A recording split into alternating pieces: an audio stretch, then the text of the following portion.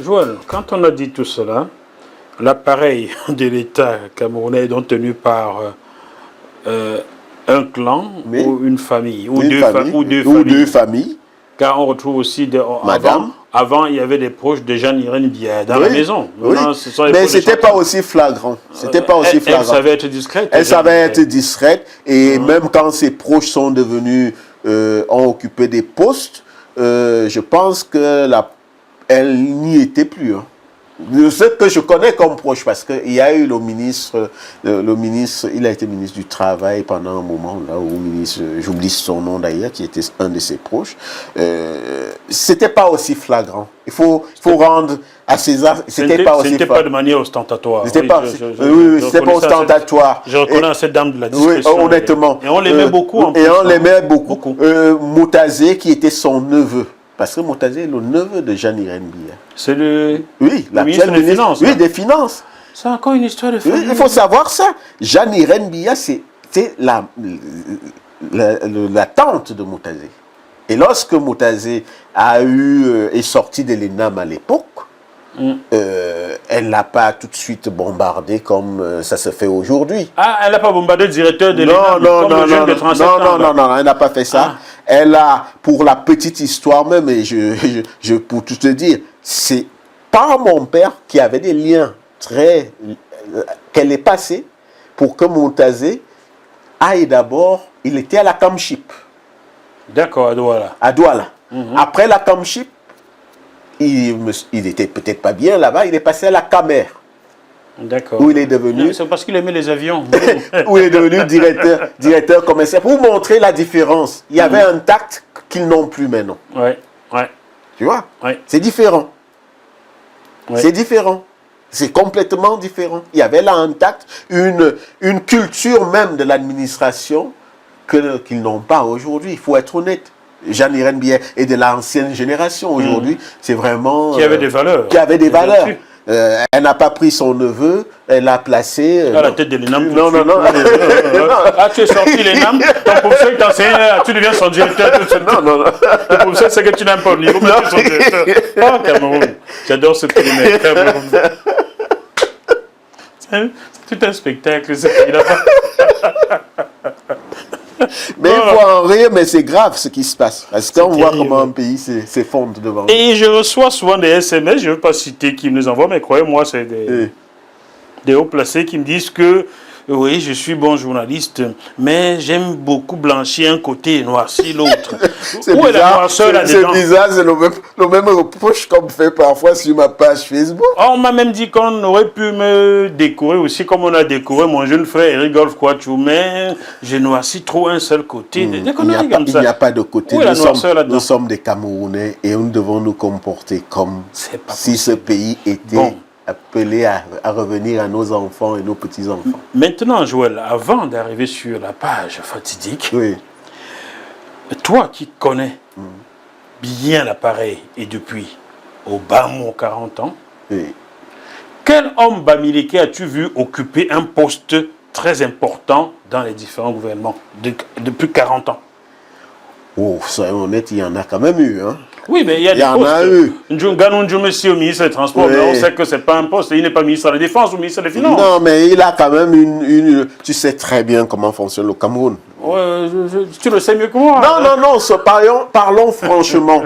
Il n'a peut-être pas, au sens politique, le pouvoir, mais tu sais très bien ce qu'est devenu le Cameroun aujourd'hui, où il a la marge budgétaire la plus importante au Cameroun aujourd'hui. Mais tu sais comment ça fonctionne. Mais on sait très bien que dans un système corrompu... Les marchés, mais on sait. Mais il est important. Pour eux, il est important. Pour eux, ils n'ont pas la même lecture. Ils n'ont pas la même lecture que toi et moi. Mais pour eux, il est important. Et il doit à chaque fois renvoyer l'ascenseur. Parce que pour eux, ils lui ont fait une faveur. Et ils lui ont fait une faveur. Mais il faut comprendre le fonctionnement, un ministre bamileke au Cameroun, c'est une faveur qu'on fait à un homme bamileke. Quand un ministre bamileke comme celui-là, parce que parlons les choses crûment, occupe le ministère de l'économie, de l'aménagement du territoire, comme a occupé Nganou, il part aux travaux publics, Pour un certain nombre de ces ethnofascistes, c'est une faveur qu'ils lui font. Il faut quand même voir ce qu'ils écrivent dans les réseaux sociaux. C'était pour que toi tu parles. Parce que moi, non, moi je dis les choses. Moi, tu sais très bien, je ne me cache pas derrière. Je suis poli, je suis courtois, mais je ne veux pas qu'on me perde le temps. Disons les choses comme elles sont. Tu m'as demandé s'il y a eu des hommes Bamileke qui ont occupé des postes importants. Mais il y en a eu, je ne vais pas. J'étais cité Nkouete qui a occupé des postes importants. Mais c'était au début. Même si c'était au début. Après, il y en a eu, je ne suis pas. Non, on ne peut pas non plus dire que Paul Biya est retort. Paul Biya se sert de gens qui lui prêtent allégeance et qui lui sont serviles. À partir du moment où tu es servile à Paul Biya, que tu sois Bamileke, Boulou, ou Ewondo, ou Douala, ou Aoussa, ou Peul, il se sert de toi. Quand aujourd'hui, regarde un peu la trajectoire de quelqu'un comme Marcel Niak Ndjifendi. Regarde un peu la trajectoire de Marcel Niak Ndjifendi. Marcel Niak Ndjifendi a été une des victimes du 6 avril. Parce qu'il s'est retrouvé indexé dans le procès en sorcellerie que faisait la clique dont je parlais là. Il a été enfermé à Koundangui. Il est sorti de Koundangui. Il a retrouvé son poste comme directeur général de la SONEL. De la SONEL, Société d'électricité. Oui. Il a même réussi le tour de force et la prouesse d'être à la fois directeur général de la SONEL, vice-premier ministre. Je ne sais pas si tu te rends compte. Une autre prouesse, c'est qu'il a réussi à remplacer les poteaux en béton, pas les poteaux en équilibre. Tout ce qui tombe dessus, les gens et nous tous, nous savons très bien ce qu'était la SONEL, ce qu'a été la SONEL, ce qu'est devenu la SONEL, jusqu'à ce qu'on nous fasse ce qu'on a fait, soi-disant une privatisation, patati patata. On sait d'où ça vient. C'est pourquoi je dis, on a affaire à un homme à la tête de l'État qui est retors. Il se sert simplement des gens qui lui vouent un culte, qui lui donnent corps et âme et qui sont asservis. Dès que tu ne l'es pas ou qu'ils soupçonnent que tu ne le serais pas, que tu sois Boulou, Ewondo, Douala, il se sépare de toi. Donc toi et moi, comme ça, on ne pourrait pas être là-bas. Non, non, il faut être honnête. Donc, ce n'est pas vraiment simplement une question de... Je pense que lui-même, c'est l'extrême longévité au pouvoir qui a fait que maintenant, on sait très bien que la plupart des gens, ce n'est pas lui qui les nomme.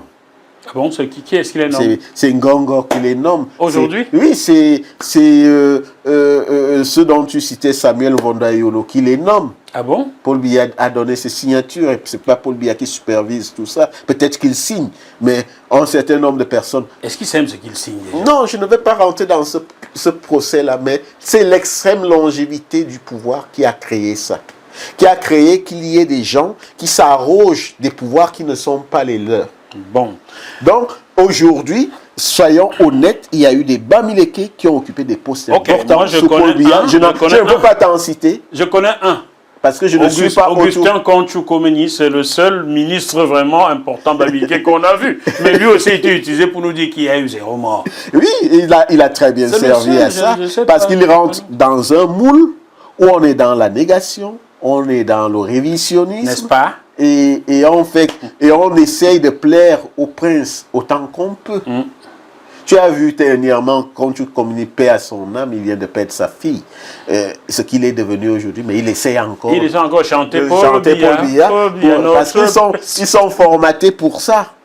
Nous n'en voulons pas. C'est le régime, c'est le pouvoir qui est ainsi formaté. Alors, tu vois, on a eu du mal à trouver des ministres importants. Hein. Oui. Là, actuellement, j'aurais du mal. Je t'ai parlé de Nganou, je t'ai parlé de ce que je connais, de ce que je vois. Et il y a l'ex-maire de Banganté, là, qui est à l'habitat, mais je ne sais pas, je ne peux pas te citer aujourd'hui. Madame Ketia. Oui. Et sachant aussi, surtout, que ce ne sont pas simplement les ministres qui sont importants au Cameroun. Eh ben non. Soyons honnêtes. Soyons honnêtes. Regarde, par exemple, au ministère de l'Intérieur ou bien de l'administration territoriale. Oui. C'est M. Martin Bargageli qui fait le travail. C'est lui qu'on met devant pour agiter là. Mais même tu sors de l'organigramme ministériel, tu vas plus loin, tu regardes les directions générales. Les directions générales, oui. Qui tu as à la SNH, par exemple? Après Jean Assoumou. Comment il s'appelle? Après Jean Assoumou, tu n'as eu que Adolphe Moudiki. Adolphe Moudiki qui est devenu aujourd'hui, on ne le voit presque plus parce qu'il est, paraît-il, il a quoi, il est fatigué. 105 ans? Il est fatigué, il est de la même génération que Paul Biya. Et on en arrive même à des aberrations ou des rumeurs, parce que je ne relais pas des rumeurs, te disent que c'est en fait son épouse qui gère la SNH aujourd'hui. Oh, pitié. Mais son épouse est une ancienne camarade, hein, qui est du Sud. Ah bon? Oui. Ah ben. Donc, tu vois des choses comme ça. Les entreprises, et il faut être honnête, et pendant un moment, j'avais mon père qui était à la CNPS, et je lui disais, mais pourquoi tu restes aussi longtemps? Tu restes 17 ans à la tête d'une entreprise. Au même poste. Tu me dis, comment tu peux rester 17 ans? Nous sommes en France, là. Tu imagines quelqu'un qui reste 17 ans au même poste. Je voyais l'autre jour, lors des obsèques de Mendozé, il est resté à peu près 18 ans à la CRTV. Et tu multiplies comme ça. Ainsi de suite. Ça fausse, même si la personne est animée d'un esprit républicain, juste dans le sens du service de l'État, parce qu'il faut être honnête, c'est une génération d'hommes qui ont été formés dans l'administration à l'époque, qui ont le sens de l'État. Il arrive à un moment où ça devient... Ouais, on dévie. Oui, ça devient une affaire familiale, une affaire clanique, une affaire tribale. Ce que les gens disent toujours, le bia-bia, quoi. Tu vois? Et chacun répercute ça à son petit niveau. Maintenant, même à cette CRTV, Cameroun Radio and Television, on avait ce Mendozé qui a mis 18 ans. Maintenant, on a Charles Ndongo. On a mis Vamoulke qui a mis quelques jours. Oui. Maintenant, on a mis Charles Ndongo. Oui. Mendozé venait d'où? Mendozé venait aussi du Sud. De Vamoulke venait d'où? Du Nord. Charles Ndongo vient d'où? De Kribi. Du Sud encore. Sachant que je fais quand même une digression pour Vamoulke. Actuellement, il est incarcéré de manière arbitraire, il faut être honnête. Ça fait 5 ans qu'il est en détention dite provisoire, ça ne s'est jamais vu, avec toujours des reports d'audience. Il y a un moment où il faut savoir arrêter. Je pense simplement que lui, il n'était pas au bon endroit au bon moment. Il n'a pas voulu faire comme tout le reste, comme on lui demandait. Il est temps quand même d'arrêter ses souffrances. Monsieur Vamoulke, vraiment navré, si je pouvais faire quelque chose. Voilà donc pour finir sur ce chapitre-là, on a du mal à trouver quelqu'un d'important. Et quand vous rentrez, et là il faut vraiment faire un travail, je donne un travail là aux chercheurs et aux analystes, d'aller même dans les ministères, de voir les services importants des ministères, les directions importantes des ministères. Quand vous allez au ministère des Finances, vous regardez, par exemple, telle direction. Il y a le cousin, le frère, la sœur. Ou le tel service. Vous verrez.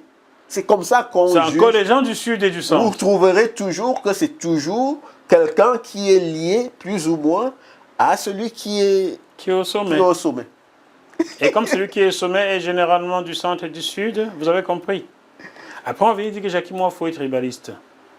Parlez de votre tribalisme déjà d'État, là. Tribalisme d'État. Bon. On mange quoi? Il faut qu'on mange ensemble. Toi, Boulou, moi, Bamiki, on est tous de Yaoundé. On mange quoi? Si tu veux un autre café, je vais le refaire. Hein? Ou un autre thé. Non, ça va. Parce qu'on aborde un sujet. Et vraiment, il faut que ce soit un sujet où les gens viennent chez toi et en parlent de manière libre, sans peur, sans crainte, simplement dans le respect des personnes. C'est tout. Et on essaie de faire, si moi, dans ce que j'ai dit, il y a des approximations, des inexactitudes, moi j'aimerais qu'on me dise que j'ai eu... Très bien. Ce n'est pas vrai ce que j'ai pu dire ou que ça ne tient pas, le raisonnement. Et tient pas, c'est pourquoi j'ai pris ma journée, je suis un peu libre aujourd'hui, j'ai dit, je fais cet exercice et j'aurais aimé avoir des contradicteurs, des vrais contradicteurs. Patrick Niamsi, qui dit être aux États-Unis, ça fait 3 ans qu'il me téléphone, qu'il me parle, qu'il essaie de me faire comprendre que le régime Biya, c'est le plus beau au monde. Donc, Patrick Niamsi, si tu as quelque chose à dire, je suis prêt à organiser une émission par visio, où tu seras en visio, et qui est la porte. Pas de problème. Il n'y a pas de souci, voilà.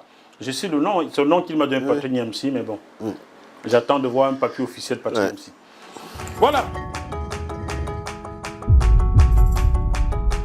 Vous êtes sur JMTV+.